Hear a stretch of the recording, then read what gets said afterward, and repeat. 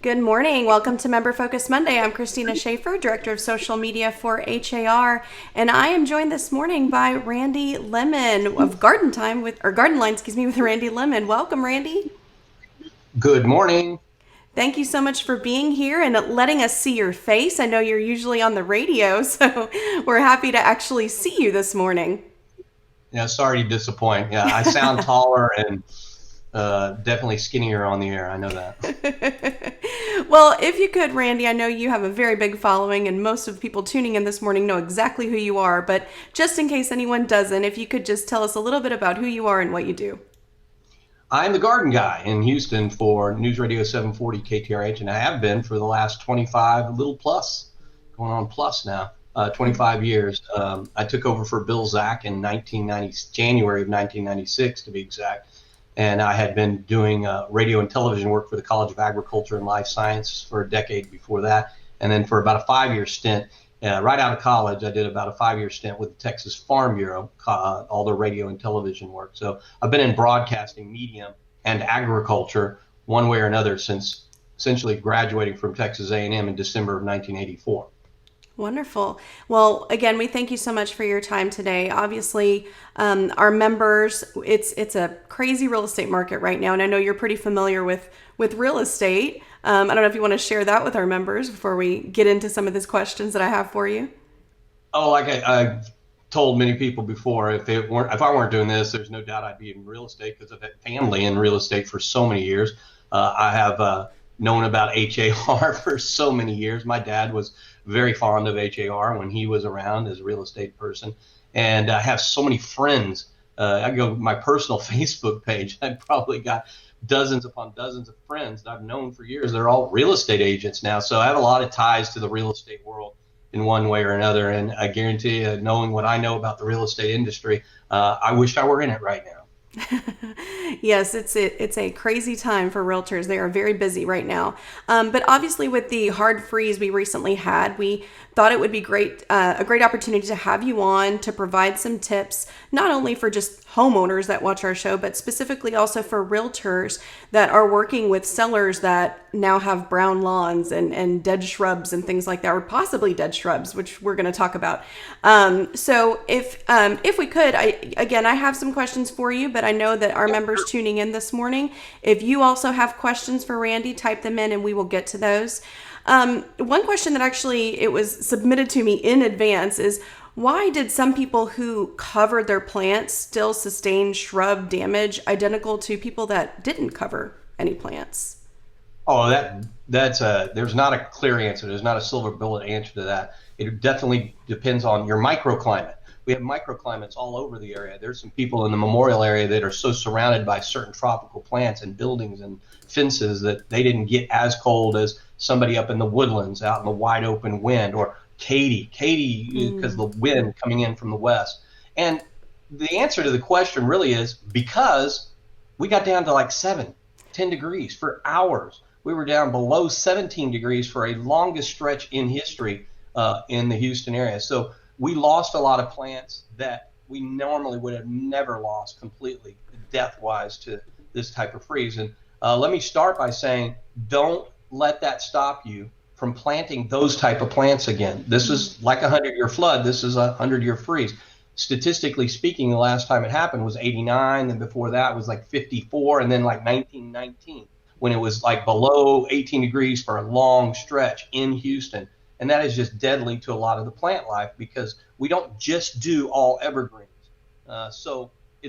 The answer to your question is multifaceted. It has to do with how much wind you got, how low it truly got, whether you were in a microclimate, whether you did cover or not. But bottle brushes, callistemon is my name for them, things like viburnums, oleanders, we've never lost them completely to a freeze before, but we've lost all of these.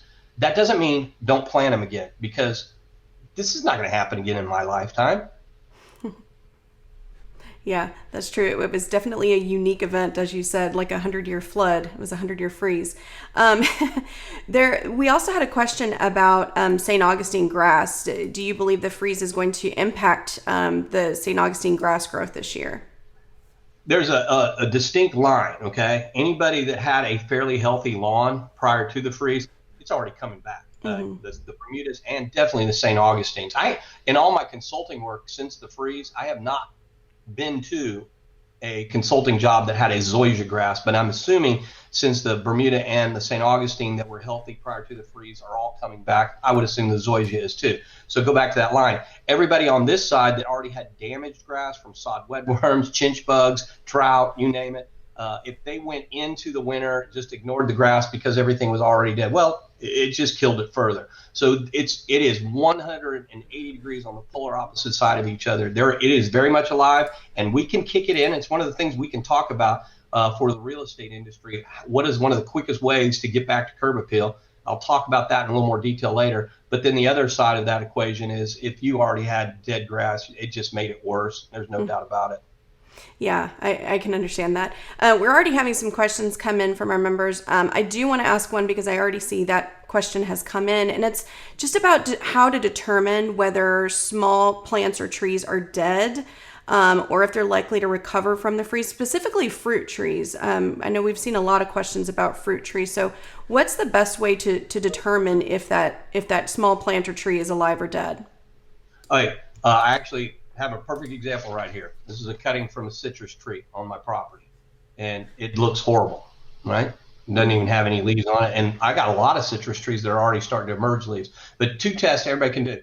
By the way, let's set this aside for a second. Sending me a picture via email telling me if it's dead or alive, I won't know until I get there in person and do a test. But I also have the 9 rules of freeze recovery, both at randylemmon.com and on my Facebook page, pinned to the top of the page.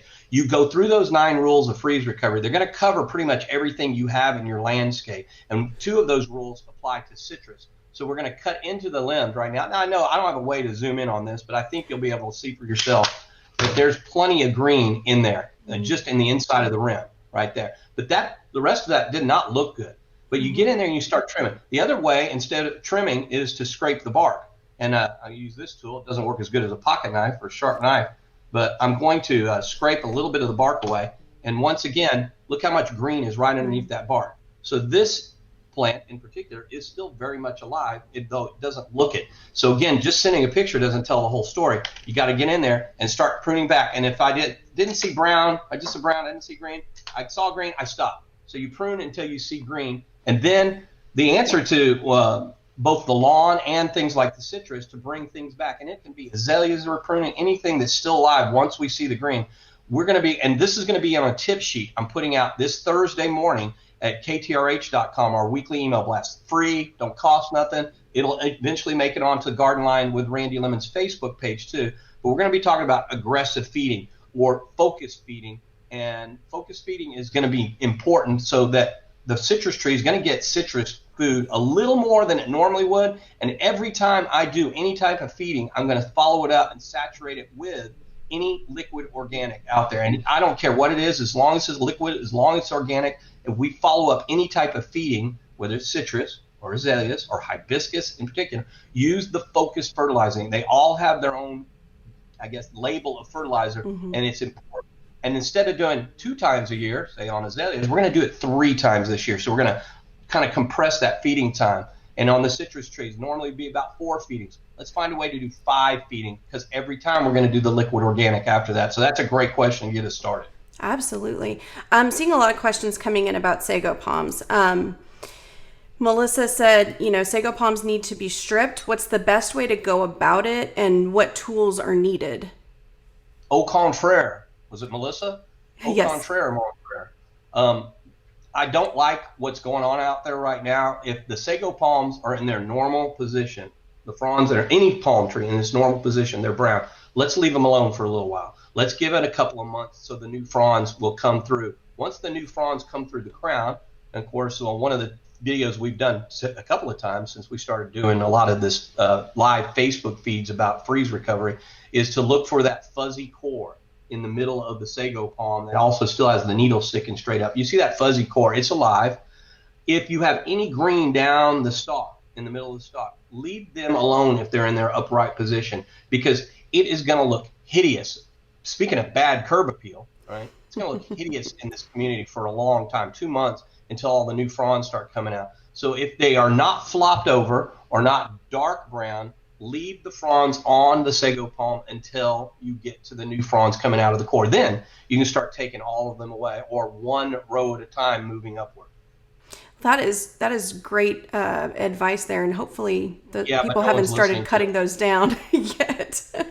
So Everybody's take the ripping them down, and they look horrible. I call it the sign of our times. All these ugly, stumped sago palms out there. I do not mind the yellow fronds on the sago palm right now. They actually give it a little character. Yeah, there you go. I think people are just they want to jump the gun and get in there, but it sounds like a lot of what we're needing to do right now is wait. Don't be so There are trigger other happy. important things to do other than stripping sago palms right Sure.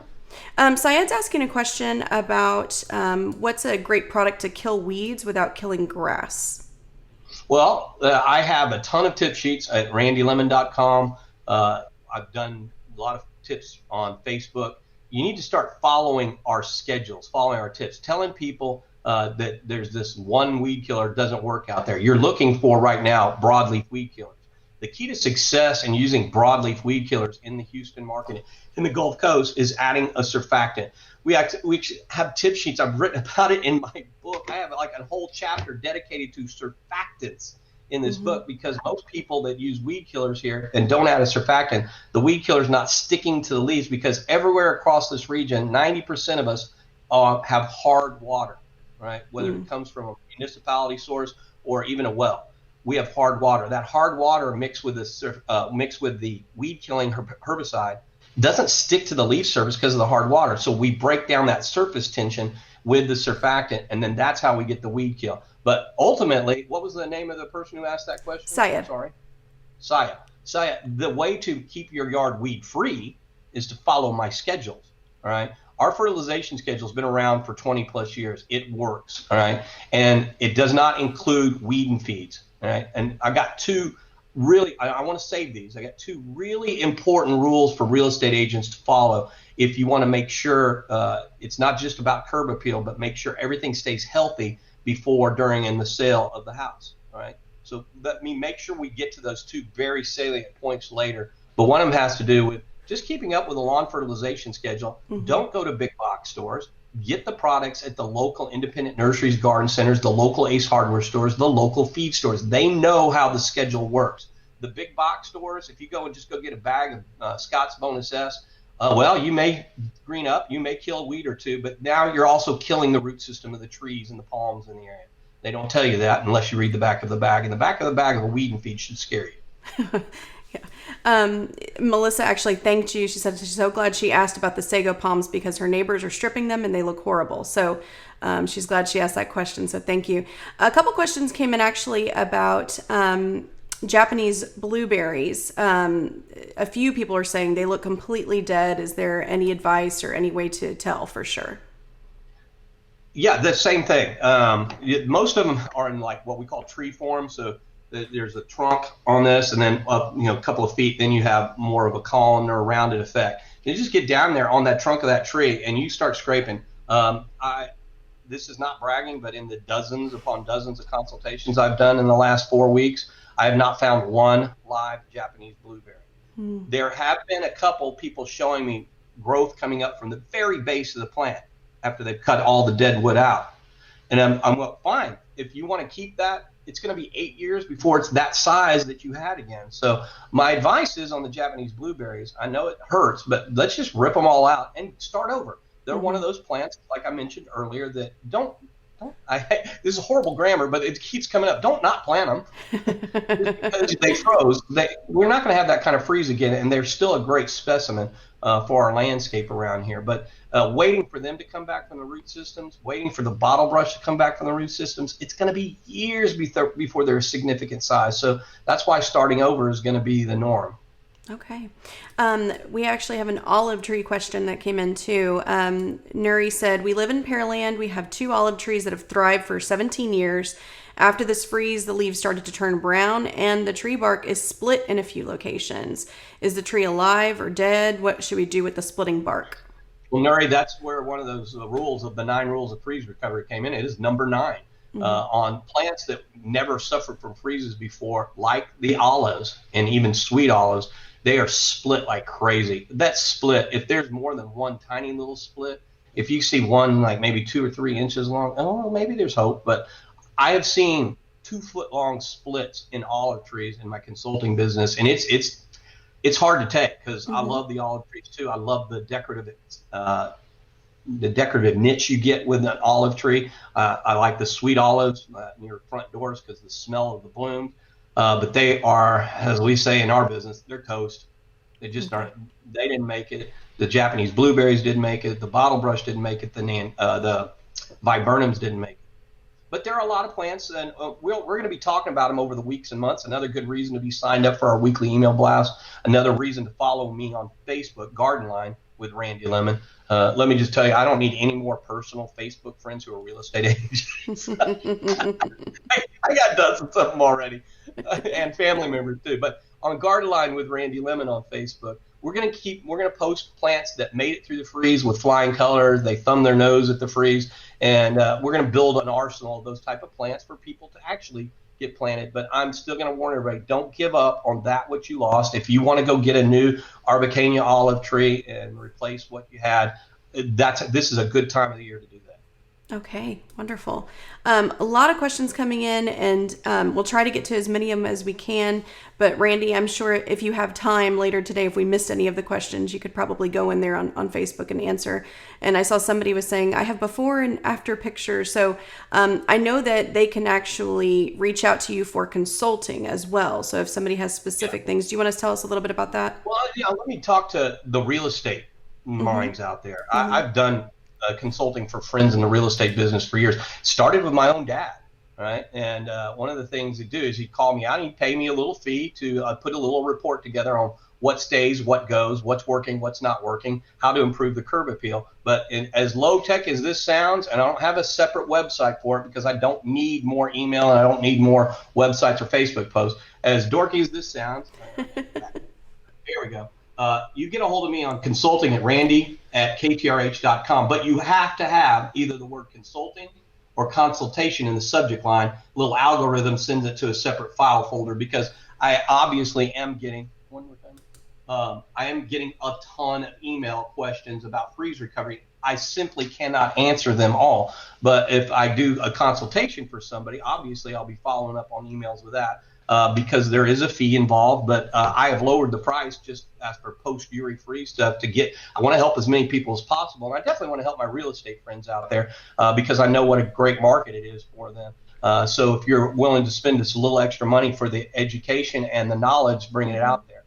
The other thing that I would strongly recommend you think about doing, and I have a couple of real estate friends. My dad was the first one to ever do this 20 plus years ago in my first book, but get copies of the book. It's called New Decade Gardening, and it's for the Gulf Coast.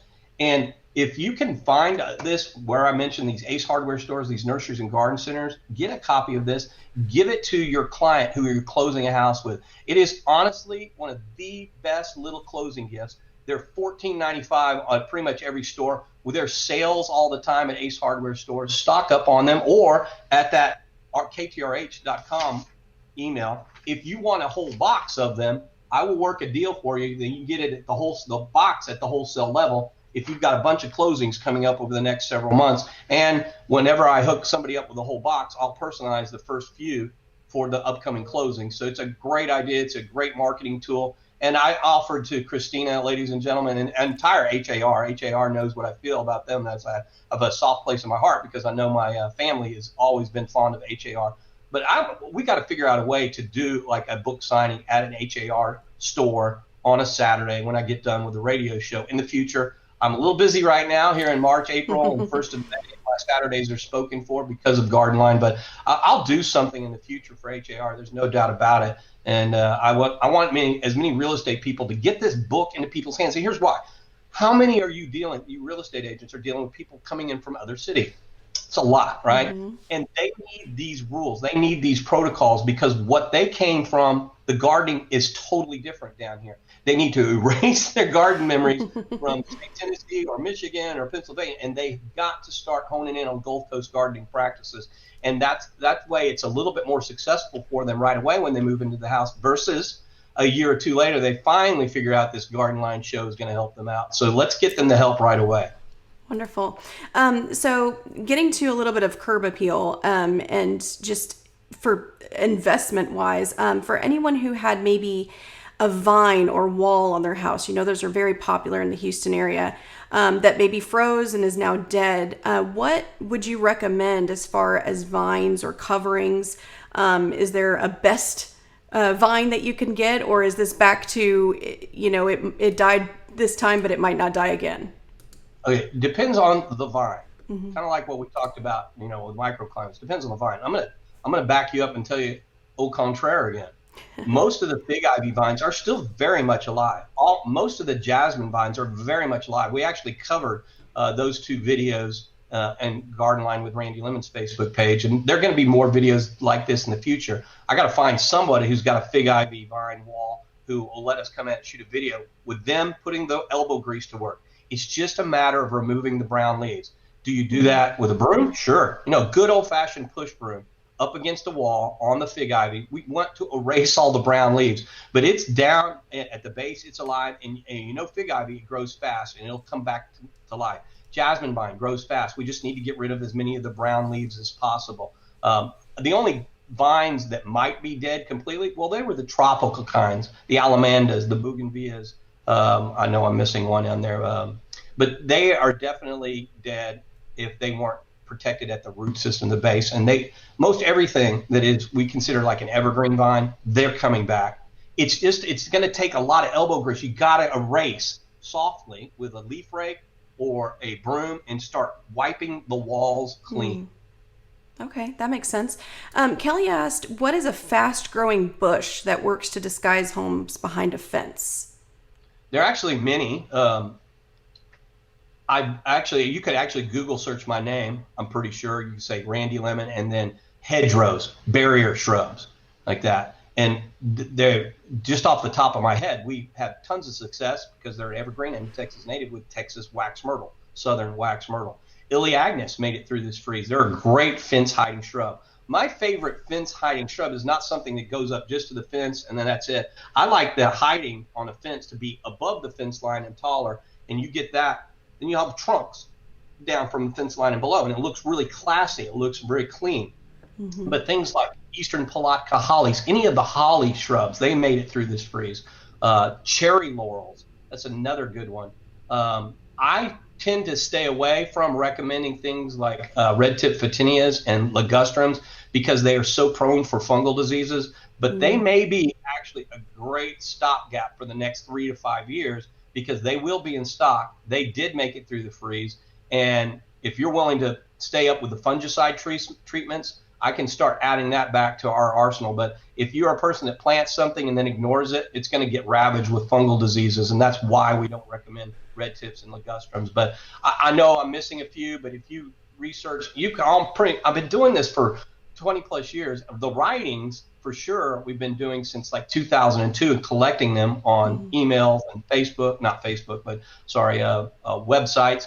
If there's a topic like that, like plants that like wet feet, plants that make great fence barriers, if you'll just use my name and Google search my name, the information's out there. We've written about it a time or two in the past. Okay.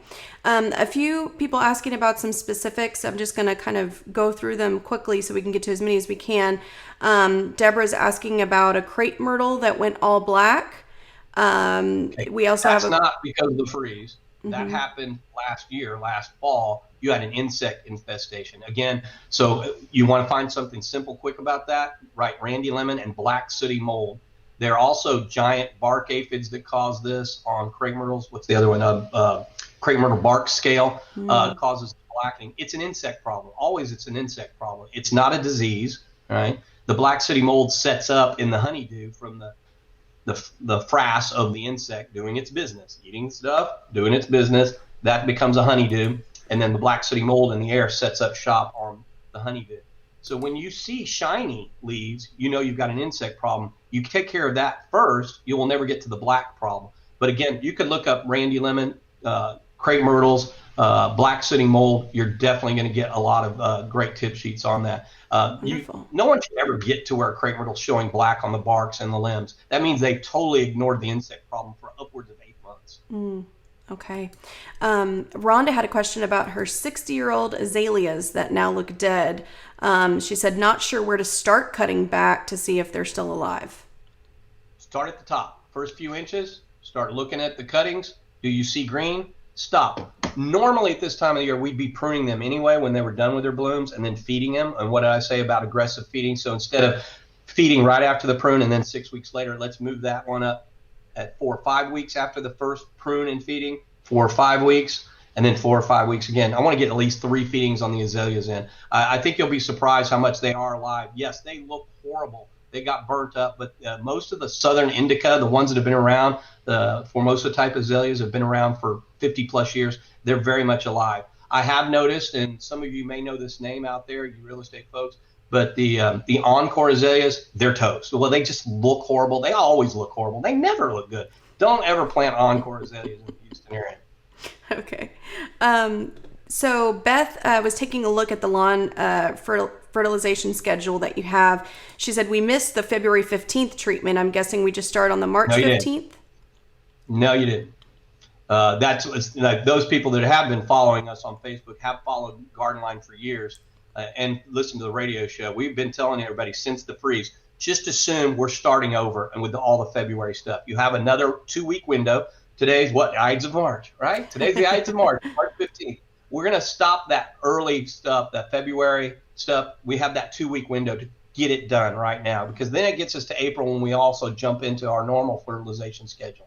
But please, if you haven't done anything since the freeze, jump in on the schedule. Everything that was asked for in February, we've told everybody to do today.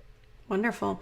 Let me do one real quick Sure, thing. yeah. I've already seen emails this morning from my radio show this past week, and we were all pretty sure we were going to get some rain Sunday. Mm-hmm. So now I was encouraging everybody to get the product down on the lawns before the rain, because when Mother Nature waters in any fertilization, it pops quicker, it pops better than your own irrigation system. I did not know that. Zarina had a question about hedges. I know we already talked a little bit about hedges, but she said she's seeing new growth is sprouting up after the freeze. Should she just leave them alone for now, or should she trim them? It depends on the shrub, and it depends on where all the new growth is. But I was all the way down in Fresno, Texas yesterday doing a consultation after the radio show, and these family wanted to trim their whole hedgerows of get this, ligustrums, which I normally wouldn't have recommended. Had they called me out prior to the freeze, I would have told them to remove those shrubs and start over. They are growing like crazy. And she goes, well, how do we prune this? I said, leave them alone. Let them grow as many new leaves. You can prune things like red tips and ligustrums and Texas wax myrtles several times throughout the year. I'm in no hurry to prune off any of the new growth yet, right? All these plants that made it through the freeze, they're growing like crazy right now. Leave them alone. But we're going to step up pruning programs. Most people think once a year. Mm-hmm. You need 3 times a year, 4 times a year, little haircuts on the side, little haircuts on the top to help them fill out even better. You don't want them to get leggy. When they start looking like they're getting leggy, you need to give them a haircut. Okay. We had a question come in about roses. I don't see the question now, but basically, here we go. Are my roses alive, or should I pull up and start over? Have you seen any of that with any of your clients? All the roses made it through. They don't look good. And This is February was a normal time. February 15th through March 1st was a normal time to do some major pruning of them. So we are moving everything a month forward. It's March 15th. It kind of just hit me. I just now realized this today. It's March 15th. And with the rules that we're talking about on the air, we've just moved everything forward a month, or back a month in this case. And what I want people to know is just assume it's February 15th. It has anything to do with the fertilization schedule. Just assume we're going to prune our roses. We're going to start pruning our fruit trees. Just everything we talk about in normal pruning time, February 15th through the end of that month. Here we are right now, March 15th through the end of this month. We've got 2 weeks to really get busy, clean things up, prune like we normally would have in February had things been normal. Okay. Yeah. And I kind of want to get into that. Freeze aside, what are some cost-effective recommendations that realtors can make to their clients to improve curb appeal? Plant plants that have color in the leaves, as opposed to asking them. Here's two mistakes, I think, personally, and I do have a lot of experience, so you have to understand it. The two mistakes most real estate people make to their clients who's trying to sell a house is they tell them to mulch it. That's going to help the curb appeal. Yes, if you'll use natural mulch. The problem with that is way too many, I'm going to say 75% of the people that do that, they go out and get the dyed mulch, the black mulch. Some do the red. Don't use dyed mulch if you want instant curb appeal. It is the most, I hate to be so harsh about this, it is classless. It is tacky. It looks horrible. It is not natural. You want a house, and I feel like I'm talking to one of my buddies. I did this to him the other day. He knows who I'm talking about. It's like, stop recommending people to go out and buy as much mulch as they possibly can from a big box store or a soil yard, and they're always going to get the dyed mulch because they think it's the cheapest. Spend a little extra on the mulch. Get native mulches, and here's some words to write down. Texas native, Texas aged native, shredded hardwood, natural shredded hardwood. You stick to those, you're going to have a more classy looking bed here and there. Even if no plants alive, if you remove the plants and you just have a clean bed of natural mulch in there, it's going to increase the curb appeal. If you put a all dyed mulch in a voided bed, it just looks tacky. It looks horrible. Leaves that fall from dead plants, yellow leaves, brown leaves that fall onto black dyed mulch, stand out. All right. What's the old phrase? Stands out like a sore thumb. It stands out in not a good way. Brown leaves that fall on native mulches, they blend in, so it looks classy again. The only other thing I would tell you when it comes to the mulches, if you'll spend even that much little bit extra on it, or that homeowner will, is to use compost as a mulch if you need that dark look. If that's what you are after, is the dark look, stay away from the dyed mulches. So real estate friends out there, stop recommending people go out and put out dyed mulch or black mulch. You've got to stop that. It's a tacky look, and it doesn't help the curb appeal, in my personal opinion, my professional opinion, one way or the other. So back to the original part of the question. I'm glad I got that off my chest. Plants that have color to them, sunshine ligustrum, very yellow leaf. Dianella is a flax lily that has kind of a gray and cream colored stripe to it. Like in my books and anywhere online, we talk about color tiering with plants. You mix plant life that has color in the leaves, and it's permanent. Right? We got to replace a lot of it after the freeze. I get you. But things like variegated ginger, a lot of yellow in there. You don't have to like throw color out. That gets expensive when it comes to curb appeal effect. But plants that have color in the leaves, or color tiering with landscape plants on top of a natural mulch, it is the best look you can do out there. I'm saying that horticulturally, and I'm saying that from a real estate perspective. Stop the dyed mulch. Add more colorful leafed plants that are evergreen, or will take normal freezes around here. I don't have that list in front of me, but they're Google searchable, and they're in my book too. Wonderful. Thank you. You mentioned compost. Jeffrey actually had a question about compost. Please explain how much compost to put on our lawns now. Okay, two different issues that is kind of like, so people aren't misunderhearing, as I like to say. We do compost top dressing lawns as a way to improve the overall health of the lawn, bring back the biology to the lawn, so you have a thicker stand of grass and a healthier lawn in the long run. On clay soils, we need to aerate and compost top dress at least 2 to 3 times over the next 2 years if it's never been done before. So compost top dressing goes down very thinly, like not even a half an inch. All right, but that's what he may be asking about. That's how to improve the lawn. That's a way to prevent diseases in the future. The compost as a mulch is, you don't have to put it down like 2 inches of mulch is like some people do. Some people do 3. All right. Ooh, quick sidebar. Okay. On mulches and curb appeal, stop making the mulch volcanoes around the trees. You only need a couple of inches of mulch at the base of the tree. All right. Stop the mulch volcanoes, bring them down, right? Use natural mulch around that. It's going to look so much better. But the mulch volcanoes, if they keep building up and building up and building up, because people keep adding dyed mulch and dyed mulch and dyed mulch, which is not breaking down, it's not helping the soil, then you get these mountains, these volcanoes around the base of the tree, and that is going to kill the tree eventually. Back to the other compost. I highly recommend compost as a mulch these days, but only at about 1 inch, because you want it to break down and get and work into the soil over time. And so you're going to add more of that compost as a mulch. It gives you a darker look right, that you are trying to achieve if you want black. But black is not natural.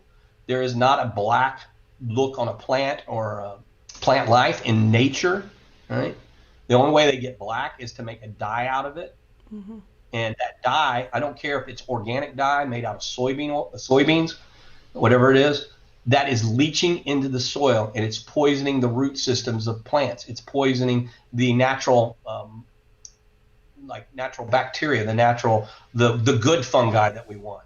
So why are we doing everything we can to kill the natural benefits in the soil when we can add to it with compost as a mulch or the Texas native type mulches we talked about earlier? But compost around a tree is also a really good thing, but you only need maybe 2 inches as a ring around the tree. Let's stop the mulch volcanoes. Let's stop the dyed mulch mentality, and we're going to have better looking landscapes from a curb appeal standpoint. Okay, wonderful. Leah had a question. What flowers grow best in direct sunlight for front row landscaping? And then she added, in the Houston climate, of course. Okay, there's not a one flower answer to that, right? I can give you vincas, but they're really not going to be ready until May. They're one of the best in total sun. There are dozens of really good ideas, and there's dozens of ideas out there for pollinator plants now to help attract the hummingbirds and the butterflies and the bees if you're into pollinators. So me telling you, here's my answer I give on the air, and I get a kind of pushback on this every once in a while. I don't give people one plant. I don't give people one tree when they call in. I need you to have a little skin. What's her name again? Let's do this personally. Leah. What was the name? Leah. Dia. Oh, I'm sorry. One more time. Leah. Leah. I need you to have a little skin in this game, okay? Don't ask me what one flower, because what I like, you may not like. What you like, the seller may not like. So here's what I ask people to do, and I do this all the time. Go make a list of plants you like, whether you read it in my book, whether you go online, whether you go to a nursery or garden center, make a quick little list. Hey, Randy, I came across these 5, and you can say, Leah can email me later and say, I came across these 5. I was part of your webinar, right? And I look for those kind of connections. Say, now, which one would be best? So of those 5, I'm going to hone in on the best choice and they're going to tell me where. Is it the Woodlands? Is it League City? Because it's going to be a different flower for each of those locations. That's why I don't give people one answer. Now, the pushback I get is some people go, do your job, answer the question. It's like, oh, no, you're going to come to me for my expertise. I need you to have a little skin in the game on this. All right. Makes sense. Rebecca has a question here. She planted bulbs. Should she wait until they push through to lay mulch, or can she go ahead and lay down the mulch now? If you lay a thinner layer of mulch than normal, maybe you just do 1 inch, you're fine. If it's compost, 1 inch, you're fine. That's a good question. You don't actually have to bury it. The Mother Nature and bulbs will push through 2 inches of mulch very easily. But I'd keep it at 1 inch right now. And then when you know you have a few inches of the bulb coming up, then I'd definitely get in there and add another inch layer. Okay, very good. And I want to thank Leah. She's actually taking notes in the comments for people as well. And I'm going to be looking at those notes later myself, since I'm not writing things down over here. Joy had a question. If you have mulched over 15 years, how do you keep it from going up the brick ledge over time? Do you have to remove it? Sure. I mean, that tells me you're using the wrong kind of mulch too. Tells me you're using just kind of chipped wood, dyed mulch, never breaks down, and so you just keep adding to it.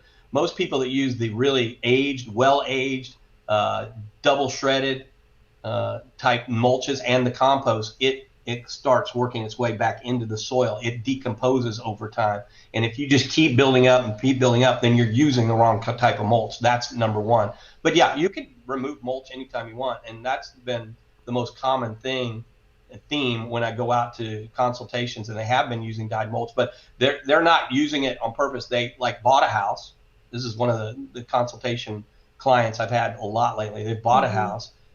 They have an existing landscape. The person before them was using dyed mulch like crazy. So they'll bring me out, advise on everything else, and then I'll tell them, you need to get out as much of that dyed mulch as possible. Don't try to compost it. Just throw it away. Yes, we're going to have bags of dyed mulch by the roadside, but you know what?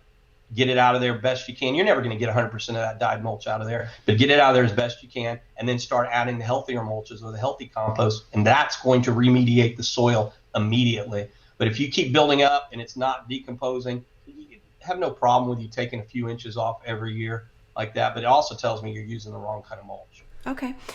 So in regard to that, as far as products are concerned, Denise was asking, what products do you recommend to follow your fertilization schedule? Do you have a list of products online? Schedule. I Okay. can just tell you again, one brand, it may not be where you're at, but there are several on the fertilization schedule. The easiest way to get the fertilization schedule today is go to randylemmon.com, Lemmon, right? That link, there is a link right there on that main page. It says lawn fertilization schedule. There's a printable version of it so you can know what to do every month, but it lists the ratios and the brands.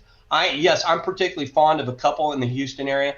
Brand-wise, Nitrophos is number one because it's in the most retail outlets out there without going to a big box store. We used to recommend things like Fertilome. If you can find it, it still exists. Yeah, and they're on that schedule. Some places have their own proprietary blends that are on that schedule. If they are these what we call 3:1:2, 4:1:2 ratio fertilizers. So Nitrophos is a 19:4:10. Easy Grow is a 19:5:9.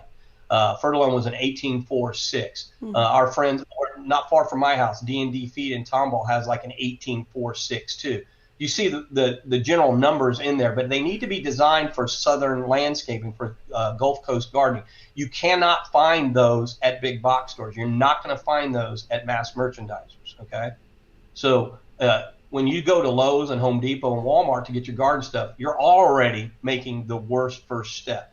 You need to go to the nurseries, the garden centers, the feed stores, the Ace Hardware stores, the other hardware stores in the region. And of course, we always answer those questions on the air. Where can I find this? I can do it on email too, but it's pretty simple if you'll go to independents, if you'll go to locally owned and operated and stay away from the big box stores. You can be on our schedule today. Okay. Amy asked about her knockout rose bush. Will my knockout rose bush come back, or did it get knocked out? Again, you have to. I won't know that unless you get in there and do that pruning that we've been talking about. I have not found a dead rose yet. They may not look good, but we're going to prune them back at this time of the year anyway. It goes back to that earlier answer. Let's just assume it's February 15th moving forward. It's time to prune the roses and knockout roses. Here's a great inside secret for a lot of you out there probably don't know this. Knockout roses are a shrub rose. That means they can and should be pruned 5 times a year. What? Well, I only prune the roses in February and October. What are you talking about, Randy? Well, it's a shrub rose. The more you prune them, the thicker they get, the more filled out they get from the inside. And so how do you know when to prune them? You prune them when you see a row of blooms that are starting to look ragged. You get that kind of a grayish, brownish little shell left over. Once you've gone through a row like that, get in there, give them a haircut. Do it 5 times this year. I think you're going to be impressed. And focused fertilizing, aggressive feeding, one of the very first things that Christina and I talked about this morning. They are heavy feeders. I don't know if I mentioned this with all the roses earlier. Roses are heavy feeders anyway. They can be fed every 30 days if you really do that. And if you're going to do our focused feeding and our aggressive approach this year, you're going to follow that up with a liquid organic every time. Okay. I saw this question come up a couple times, so I want to make sure we get to it. Nancy asked, how do we manage decorative grasses in the front beds that look like straw right now? They're going to come back. I've been super impressed with what we call the landscape grasses. I like the way she calls them. I'm going to steal that word. Decorative grasses, the muleys, the purple fountain grasses, and those family plants. You have to cut them down all the way to the base. They will grow back. They're already growing back. All the muleys I've found, yeah, they look horrible right now, but they are going to come back, and they'll come back fast. Anything in the what is the word I'm looking for? Like the ground cover type things, liriopes, Aztec grasses, those the Dianella I would put in that, which is also known as flax lily. I would put in those categories. They have to be cut down to the base, but all those decorative grasses, those ground covers that are in the fern family, asparagus fern, foxtail fern, and again for me variegated ginger, they're going to grow back, and they're going to be fast about it. But you've got to get all the dead material out of there above it to speed up the process. Okay, great. Joy had another question here. Can you cut down copper plant to the ground since they had freeze damage? I don't believe the copper plant's still alive. And That is Joy a made a semi-tropical plant. okay, and Joy did make a comment earlier. She had asked about the mulch earlier. She's actually in the Dallas area. Okay. So Joy, the copper plants, if they are true, what we call the copper leaf plants, those are like caladiums. Those are like coleus to us. Unless you buried the root system with a foot of mulch, it did not make it through this freeze, and especially in the Dallas area. Copper plants I dump them into the annual category. They're annuals. We're going to replace them every year. I love copper leaf plants. I use them all the time. I use them in a mix with coleus and caladiums. And the only thing about the caladiums is if they were buried far enough in the ground, they may come back. But caladiums can be handled like an annual, and coleus definitely handled like an annual. I saw a great picture from Ma's nursery yesterday that came to us. We posted it on the GardenLine Facebook page, and it's kind of thou shalt not covet, right? All I could think about was he's already got coleus in for sale right now. I'm like going, if I'm a coleus freak and I live anywhere by Ma's nursery, I'm buying him out today. And I was like, that put a huge smile on my face, because most of these independent nurseries and garden centers, they're doing everything they can to have deliveries every day they possibly can to help people replace plants. You're not going to find that kind of mentality in a big box store. Okay. I know there's some repeat questions coming in. So if you maybe missed the beginning of the program, you can, after we finish here, you can go back and watch from the beginning, because we're getting some repeat questions now. But there was a question that's come in now twice, and I didn't get to ask you yet. Any way to reduce Bermuda grass from a St. Augustine lawn? Yes, but you're going to have to wait a little bit. Let's work on growing the grass profusely for the next month and a half. And then come around May 1st, when the temperatures get just about right, when we start touching close to 90-degree highs, there's a product called liquid atrazine on the market. It's got to be liquid, and you're going to spot treat the Bermuda grass. Now, along with that, two other things have to happen. You got to stay true to the schedule. You got to make sure you don't drought out. You got to make sure, I say two, there's like four things. Back up. Stay true to the schedule. Fertilizing, mowing tall on St. Augustine. The problem with that is most people don't mow their yards now. They have a crew that comes in. Most crews keep it at the same short level everywhere. If you have that happening and you want to raise the lawnmower level from your crew, be out there on time the next 3 mowings. And 3 mowings, you tell them, raise it up. When you get to my lawn, raise it up. Oh, we can't do that. You're fired. I'm going to find another crew right down the road, because there's a dozen other crews right down the road. They'll do it. They'll raise it. But the more times you're out there for the next 3 or 4 mowings and tell them and remind them to raise the mower, every time they hit you in the future, they're going to remember to do it. All right. So we're going to mow tall, follow the schedule, make sure we don't get drought or insect damage on that. And then come May, we treat with liquid atrazine. Liquid atrazine will not kill St. Augustine, but it will make the Bermuda very, very weak. All right. And if you are doing all those other things, from mowing correctly, following the schedule, mowing tall, and making sure irrigation is really good, no drought out, then the St. Augustine will overtake the Bermuda grass in about 60 days. Okay, wonderful. So I saw a few other specific questions coming in. Oleanders, there was a lot of them. Sorry, toast. The oleanders are toast. Amaryllis, I believe is. We cut all the brown leaves back to the original input about the 9 rules of freeze recovery. And the number 1 rule, which we're kind of about to get past because it's also too late, that was like anything that's these lilies, gingers, anything that's flopped down to the ground that's mushy, gushy, ooey, or gooey. We had to get all that mushy, gushy, ooey, gooey out of there. All right. And then we treat with a fungicide, a copper-based fungicide specifically. If you haven't done that and everything is ooey, gooey all the way down an inch or so into the core where a bulb like this was, the amaryllis, they're gone. But if you can get all the mushy gushy out of there and the core of that amaryllis or those irises or those lilies are still intact, treat with a fungicide, they will come back. Okay, great. Trish asked, is it too late to prune my crepe myrtle?